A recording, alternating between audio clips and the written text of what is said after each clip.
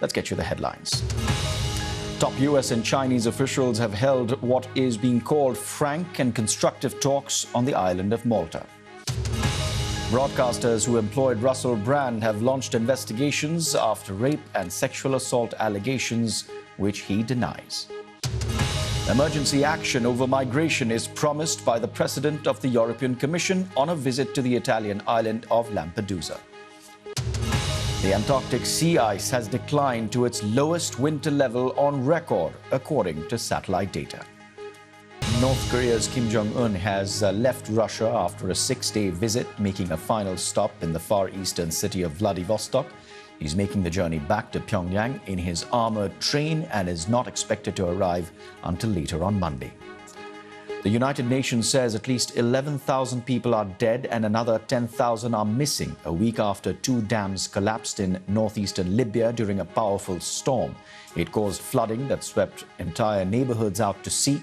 One of the hardest hit areas is the city of Derna, where there is no electricity or clean water, but international aid is slowly trickling through. Public gatherings have been curbed in the southern Indian state of Kerala as authorities there try to contain a rare outbreak of the Nipah virus. The virus usually spreads to humans from animals or through contaminated food, but it can also be transmitted directly between people. Quick update from the world of sports before we go. Carlos Sainz has won the Singapore Grand Prix, ending Formula One leader Max Verstappen's record run of 10 wins in a row. It was close, though, with Sainz only 0.81 seconds clear the checkered flag. McLaren's Lando Norris and Mercedes' Lewis Hamilton completed the top 3.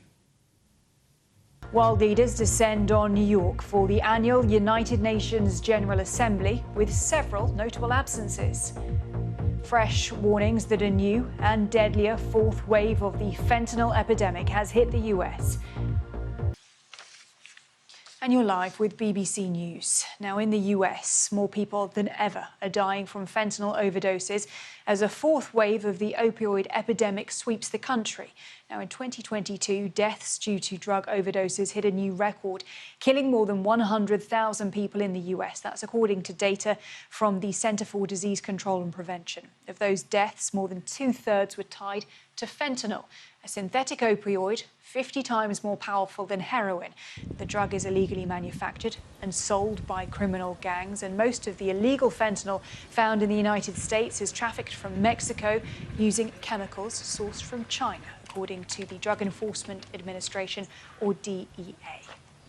And British opposition leader Keir Starmer has promised he'll try to rewrite Britain's Brexit deal with the European Union if his Labour Party wins the next general election. Mr Starmer said that he would make closer relations with the EU a priority to bolster Britain's economic growth.